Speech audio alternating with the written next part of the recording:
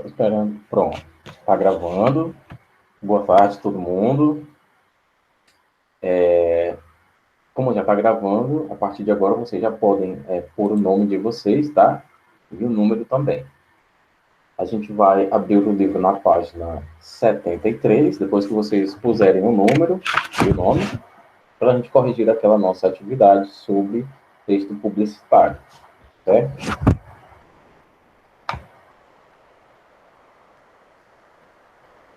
Enquanto isso, eu vou apresentar aqui a minha tela para vocês.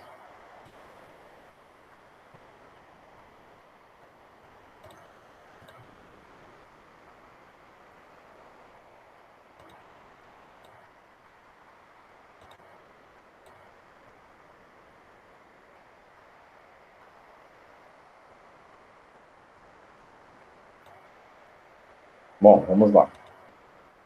O nosso gênero, né, o gênero que estamos abordando, é o texto publicitário. Né? Eu separei aqui um pouquinho das características dele para que nós possamos fazer a produção desse texto também, certo? Texto publicitário e suas principais características. Como a gente viu na explicação do professor, né, na explicação passada, ele é um texto persuasivo. E o que é persuadir, que eu havia dito para vocês, a persuasão é a arte de convencer alguém, né? Ou seja, se o texto é persuasivo, lógico, o objetivo dele vai ser o convencimento. Convencer você a quê?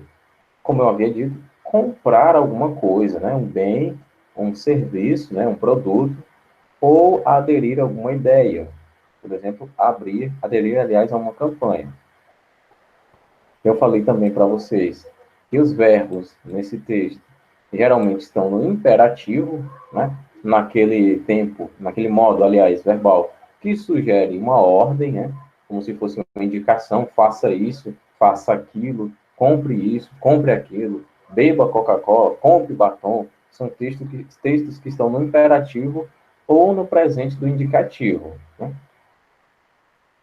Também uso o uso da expressão de chamamento, que é o vocativo. O que é o vocativo? É evocar, não é invocar, tá bom? Não é feitiçaria. É evocar quem está lendo o texto, né? Evocar o público-alvo. Realmente é chamar o público-alvo, chamar a atenção do público-alvo. Linguagem simples, coloquial, dinâmica e acessível. Aqui a gente pode entender o seguinte, ó. Para não complicar muito, é só usar linguagem informal, certo? Linguagem informal. Uma linguagem para todos. De modo que não necessariamente você vai usar uma gíria, né? Não precisa de gírias. A linguagem informal a gente não pode confundir. Gíria, né? Dialeto, uma linguagem específica de um determinado público com a linguagem informal. A linguagem formal a gente pode entender como sendo uma linguagem mais direcionada, certo? Uma linguagem mais rebuscada, mais instrumental. Como eu também havia dito para vocês, temos a presença de criatividade, porque quanto mais criativo é o seu texto, melhor vai ser a aderência dele, mais pessoas vão querer ler e se interessar por todo o conteúdo daquele seu anúncio, certo? E também a presença de intertextualidade. A relação, né, aquela dialogicidade, o diálogo do seu texto com outros textos, né, e não apenas isso, né, o uso de metáforas, de figuras de linguagem, né, que eu vou deixar claro aqui. Alguns textos trazem as figuras de linguagem. É interessante? É interessante, sim. Mas depende do ponto de vista, né, do público-alvo, aliás, não do ponto de vista, do público-alvo. Temos a questão da subjetividade e musicalidade. A musicalidade eu posso deixar para abordar numa aula mais ampla sobre esse gênero, que a gente ainda tem outro, certo? Aqui eu quero abordar os aspectos gerais como um todo e depois a gente pega os aspectos mais específicos. Deixar o seu texto publicitário subjetivo pode ser bom, certo? pode ser bom dependendo do objetivo da sua campanha publicitária, dependendo do que você quer do seu texto, certo? Porque quando você deixa o texto subjetivo, você deixa a interpretação para quem está lendo, né? E a pessoa talvez possa não interpretar aquilo que você quis transmitir. Então, é interessante a subjetividade? Sim, mas numa determinada situação, não em todas, certo? Em outra situação pode ser totalmente desinteressante. O uso de rimas, nossa, escorregou minha mão aqui. O uso de rimas é interessante, né? O uso de neologismo. Neologismo, explicando melhor, é aquela característica de criar palavras para certas coisas, né? Como, por exemplo, o que Tiririca fez, o humorista, né, e deputado Tiririca fez, que é o uso da palavra coisar. Vamos coisar aquilo, né? Não, ele estava fazendo não sei o que, ele estava coisando. A gente usa hoje o verbo coisar, né, já que virou até verbo, como verbo transitivo, direto e indireto, que nós usamos em duas situações. Quando não sabemos qual é o verbo ou quando esquecemos daquela palavra. Ou seja, é um verbo transitivo e intransitivo, né? E quando é transitivo, ele é direto e indireto. Também a questão do estrangeirismo, que eu falei para vocês, que é usar palavras de outro idioma no nosso anúncio, por exemplo, fazer o download, que é muito mais comum você usar a expressão fazer o download do que baixar aquele arquivo, né? Baixar o jogo, baixar música, baixar filme. A gente usa faz o download do jogo, faz o download da música, né? É polissemia e também trocadilhos, né? É interessante também dependendo do objetivo, né? Você pode fazer um trocadilho, pode ser interessante ou não, dependendo do objetivo. Já a função apelativa da linguagem, eu falei para vocês o seguinte, como por exemplo, eu acho que eu usei o exemplo do pudim, né? Pudim parece ser feito pela vovó. É uma função apelativa porque quase todo mundo gosta da comida da vovó, né? E quando eu digo que o pudim aqui do meu comércio parece que foi feito pela vovó, eu estou usando uma linguagem apelativa, né? Nossa, esse pudim deve ser muito bom, né? Eu vou lá provar. E a utilização de estereótipos, né? Que são aquelas visões de mundo geral, né? Que todo mundo tem. Vamos lá.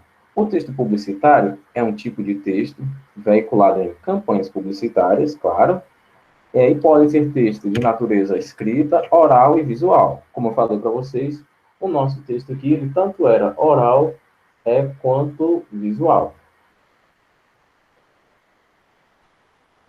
Estão presentes no nosso cotidiano, sempre, né? Você liga a TV, tem texto publicitário. Você vai no Google, tem as propagandas, tem texto publicitário. Você pega um jornal, tem texto publicitário, está em todo canto, né? E possui o intuito principal de convencer o leitor para a compra de produtos, né, de bens ou de serviços. Geralmente, são encontrados nos meios de comunicação, né? Os mais comuns são esses que nós temos aqui, mas, claro, temos outros. Rádio, jornal, televisão, internet, outdoors, panfletos, faixas, cartazes, né? Muitos anúncios de internet em todo canto, no YouTube, nos jogos, todo canto agora tem anúncio de internet, né? E você tem que pagar a versão Pro, geralmente, ou versão Premium, para que não veja essas propagandas bem chatas às vezes, né? A estrutura. A estrutura, né? Os textos publicitários não seguem uma estrutura padrão, né? Nem frases, textos visuais, auditivos e escritos, os quais utilizam a linguagem verbal e não verbal. Aqui, muito da estrutura, né? Novamente vamos falar disso, mas muito da estrutura do texto publicitário está diretamente relacionado ao propósito, né? Pode ser interessante usar uma determinada estrutura ou outra. Muito do texto publicitário depende do propósito, para não dizer que quase tudo, né? Geralmente são textos curtos, né? Isso aqui geralmente, né? Pode ser que para o seu texto seja mais interessante que um texto longo. Com o objetivo de vender algum produto ou serviço, e podem ser de diversos gêneros, argumentativos, narrativo, descritivo e etc. Sendo que alguns deles incluem os três gêneros num só. Né? Meio que uma redação também pode ser um texto publicitário, a partir do ponto que você defenda bem aquilo que você está propondo. Né? No caso de vocês, é defender que vocês querem uma boa nota, né? Que merecem uma boa nota. Vamos lá.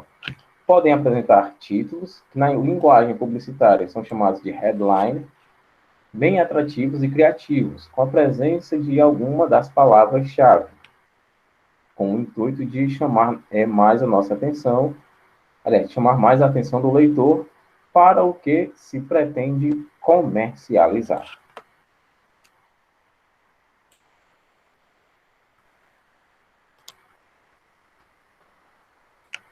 Tem alguma dúvida aqui no chat? Não, só nomes. Né? Então vamos lá. Agora vamos corrigir nossa atividade. Página 73, tá certo? Página 73, todo mundo com o livro aberto. Com base no anúncio ao lado, né? Já que não é acima, com base no anúncio ao lado, responda. Todo texto publicitário aborda os atributos do anunciante. Aqui nós temos um anunciante, né? Deixa eu abrir no livro. Que é esse Padre Albino Saúde, que no caso é um hospital, eu imagino, uma instituição que trabalha com a saúde. E eu quero saber o seguinte, se todo texto publicitário aborda os atributos do anunciante, né? Quem foi que fez essa atividade, pessoal? Só por curiosidade. Ponham no chat, tá? Se tiverem com vergonha de falar. Alguém fez essa atividade? Natália, Isabelle, Ítalo, Sara, Juliane, Evelyn, Arthur. Onde estão vocês? Não fizeram atividade? Nem a Lívia. Cadê a Lívia? Que eu não vi o nome dela aqui. Lívia está aqui. Né? Todo mundo aqui. Ninguém fez atividade, pessoal?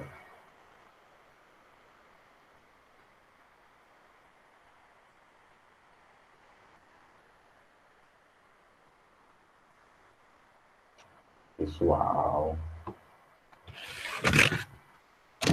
Que coisa grave.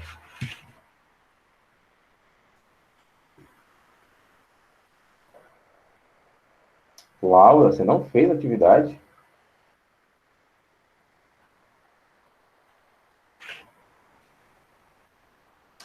Patrício, fez atividade? Compartilha aqui com a gente, Patrício, a resposta da primeira questão, por favor.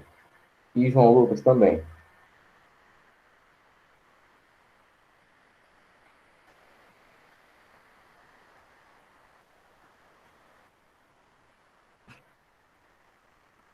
Eu vou repetir a pergunta. Mas quem não fez a atividade pode responder agora também, né? Na interpretação de texto, que é o principal. Uma das principais funções e características da nossa disciplina. Vamos lá. Com base no anúncio acima, ao lado, aliás, responda. O texto publicitário aborda os atributos do anunciante? Colocou que sim.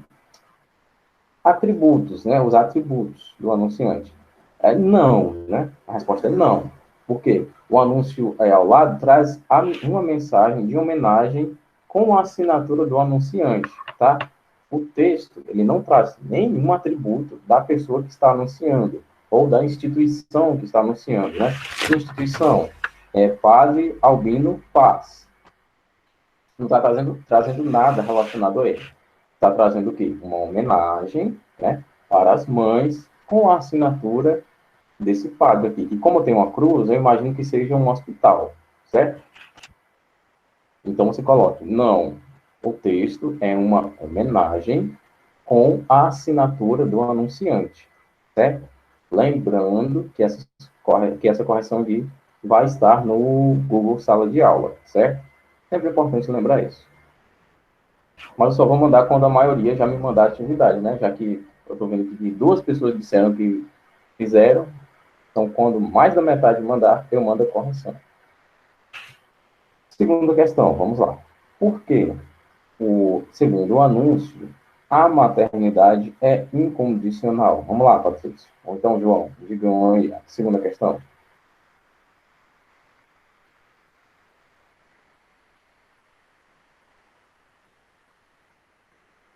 Segunda questão, João Lucas.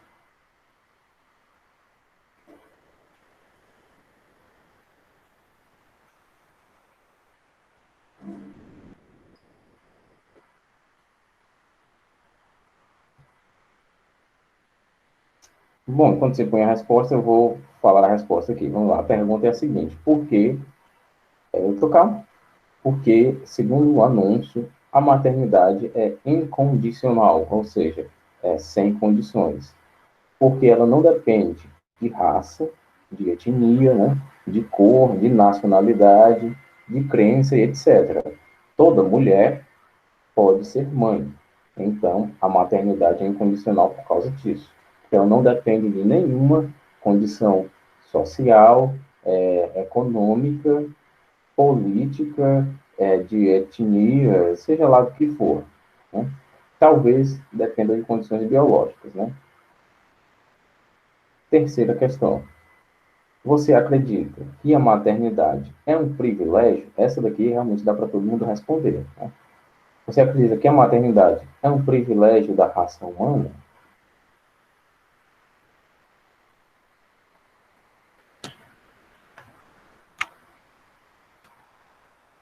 Estou esperando, aguardando a resposta, pessoal. A maternidade, você acredita que é um privilégio da raça humana? E justifiquem a resposta.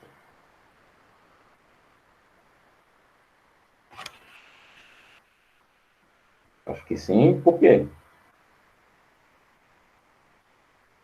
Quando eu falo maternidade, obviamente eu estou falando ser mãe. Tá? É um privilégio exclusivo da raça humana? Vou tomar um gole d'água porque minha garganta está seca. Vamos lembrar do seguinte, certo? De um certo ponto de vista, no caso seu, é interessante falarmos desse privilégio de criar a vida, né? Mas é importantíssimo que a gente se lembre que não apenas a humanidade, né? O homem, o Homo sapiens, se reproduz. Né? Todos os outros animais se reproduzem também.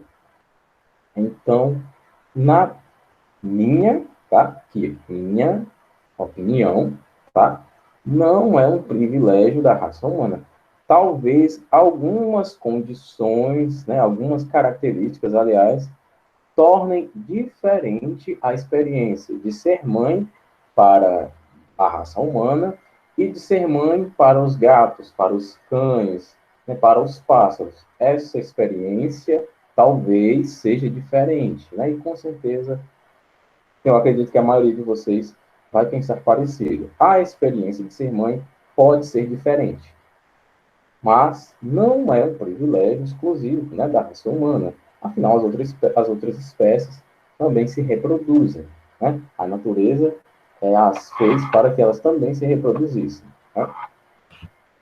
Lembrando que essa é a minha opinião, tá? Como a questão pergunta, você acredita que a gente está dizendo que a resposta é pessoal. Mas a resposta pessoal, como eu costumo dizer, com um certo direcionamento.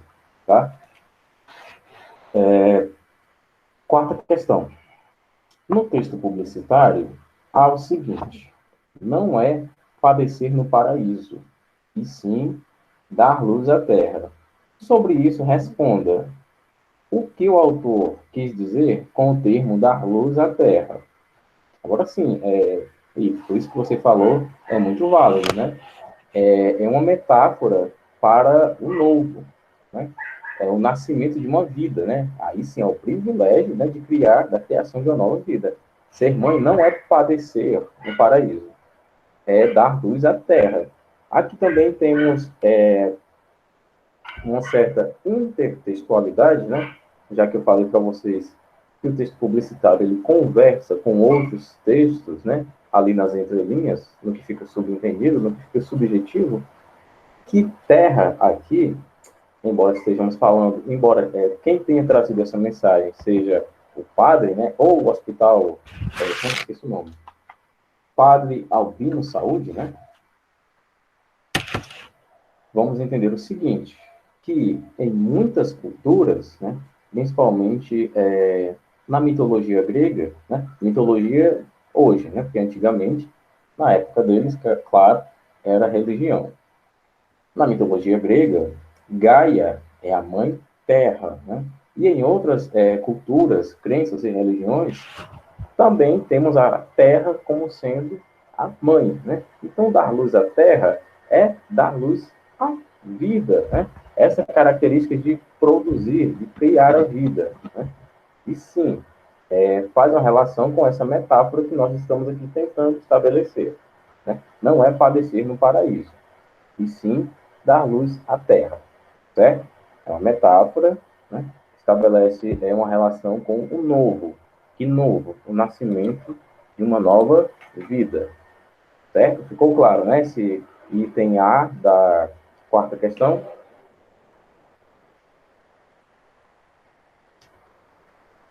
Bom, item B é um pouquinho mais polêmico do que o item A. No trecho lido no enunciado, né? Não é padecer no paraíso, e sim dar luz à terra. No trecho lido no enunciado, há, de forma sutil, uma intertextualidade, isto é, influência de um texto sobre o outro, né, que o torna como modelo ou ponto de partida. Qual é o outro texto? Assim, vamos dizer, né, que essa intertextualidade faz uma referência com a criação do mundo. Estamos falando de dar luz à terra, estamos falando da criação do mundo. E também estamos falando padecer no paraíso, né? Aí a gente já entra mais ainda no contexto bíblico, né? Então, podemos dizer que a intertextualidade aqui, em questão, faz referência, né, com os textos bíblicos da criação do mundo, no caso, o Gênesis, né? E como seria essa intertextualidade quando eu falo de dar luz à terra? É mais especificamente, né, a narração de Eva e seus filhos, né? Ou seja, Caim e Abel. Ser mãe não é padecer no paraíso, como Eva padeceu com Caim e Abel, né? Depois de terem cometido o pecado, né? Isso quando existiam apenas Adão e Eva. Ser mãe é dar luz à terra, certo? Essa é a intertextualidade, que dá um pouquinho sutil, mas quando a gente percebe, fica bem mais claro, né? Para a gente entender o que é que estava acontecendo aqui, principalmente porque estamos falando de um texto que foi produzido por uma entidade religiosa, né? Então fica mais fácil de entender que essa intertextualidade só poderia ser também do ponto de vista religioso, certo? Então vamos lá. O próximo texto é na página 74. E também é um texto publicitário mais visual do que oral, embora tenha um pequeno texto aqui. Para ajudar, você só precisa carregar algumas sacolas. O primeiro outlet solidário da ACD, a ACD, foi um sucesso, e a segunda edição do evento também tem tudo para ser. Venha participar! Você aproveita para comprar roupas e acessórios a preços especiais e ainda ajuda a ACD a cuidar de milhares de crianças. Dias 12 e 13 de abril, das 10 às 22 horas, no Arcádia de Boa Viagem. Aconteceu alguma coisa aqui?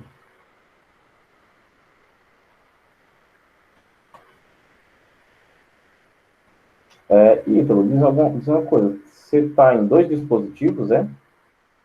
Você está duplicado aqui? Ah, tá certo.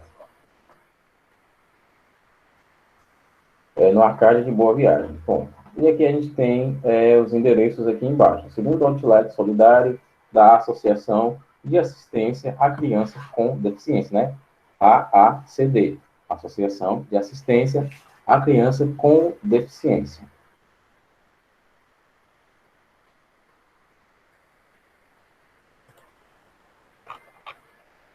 Ah, entendi. Então vamos lá.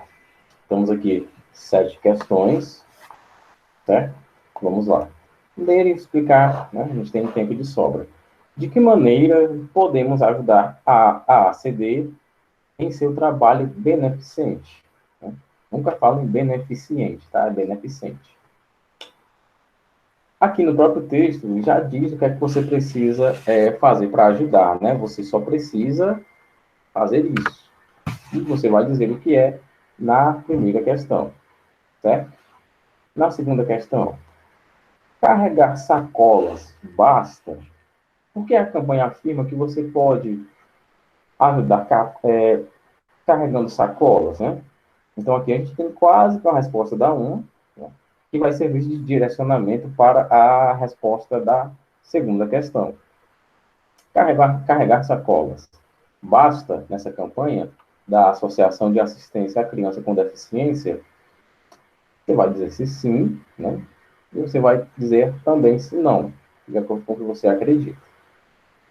E por que a campanha afirma que você pode ajudar carregando sacolas? Aí sim entra realmente a base para aquilo que você respondeu no começo, se sim ou se não, e o porquê disso aqui, certo? Terceira questão.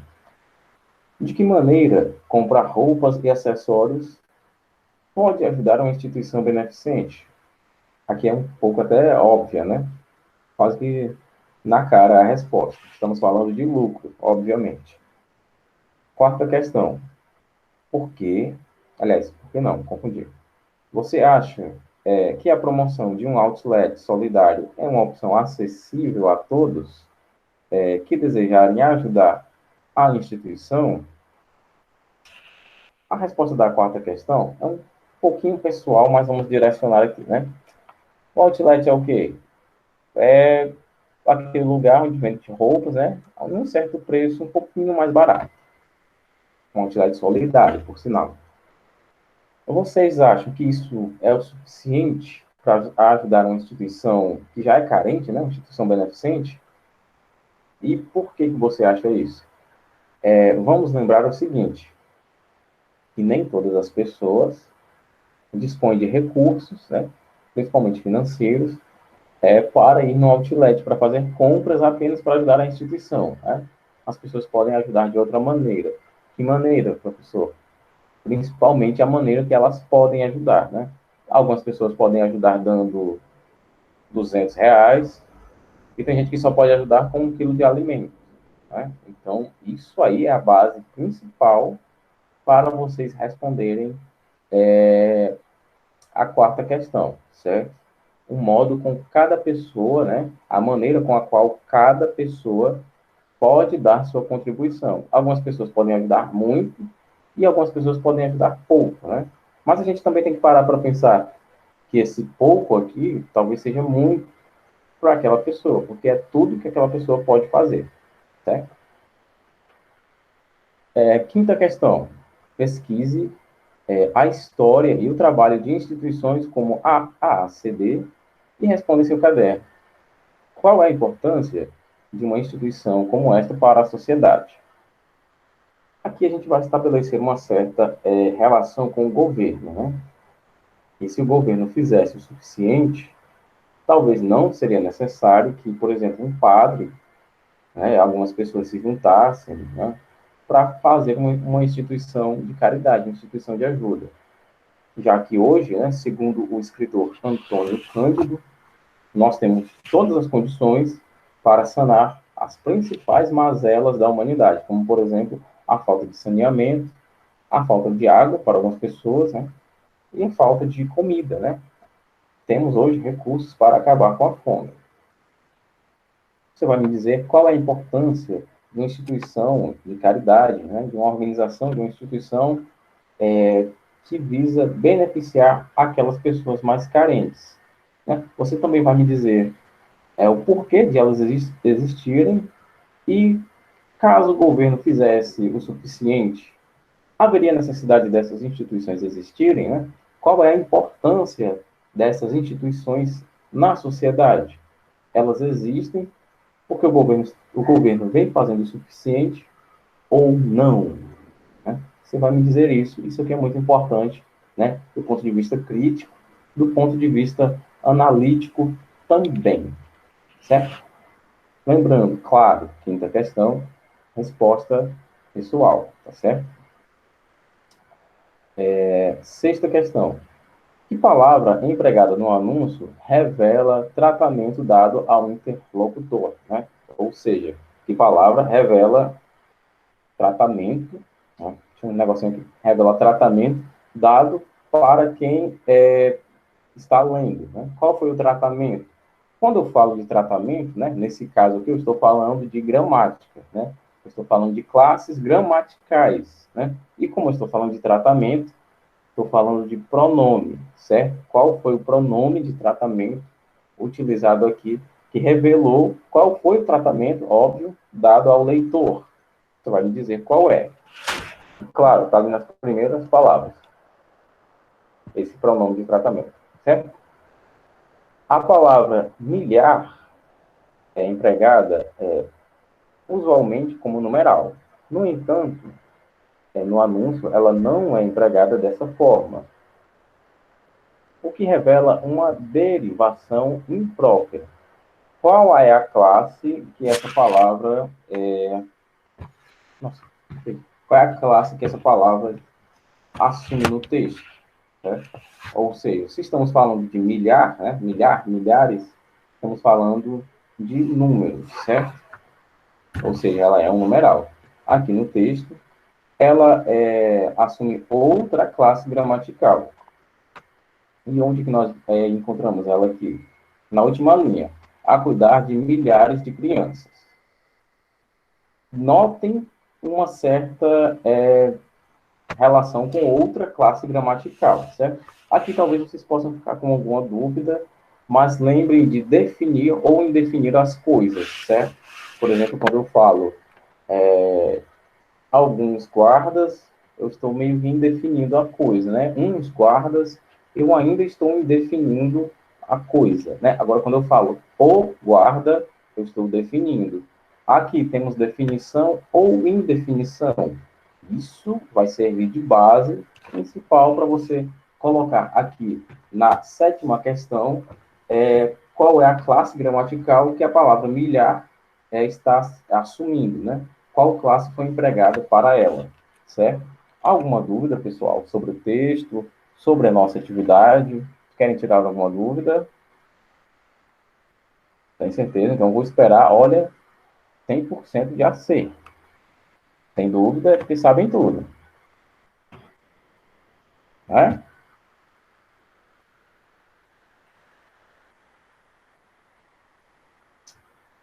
Bom, então, vou encerrar por aqui, certo?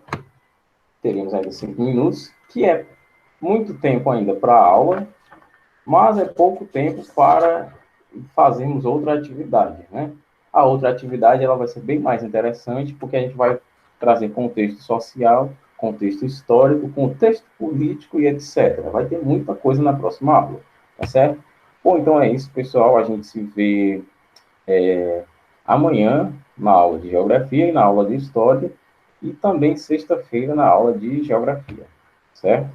Eu vou ficando por aqui e até a próxima.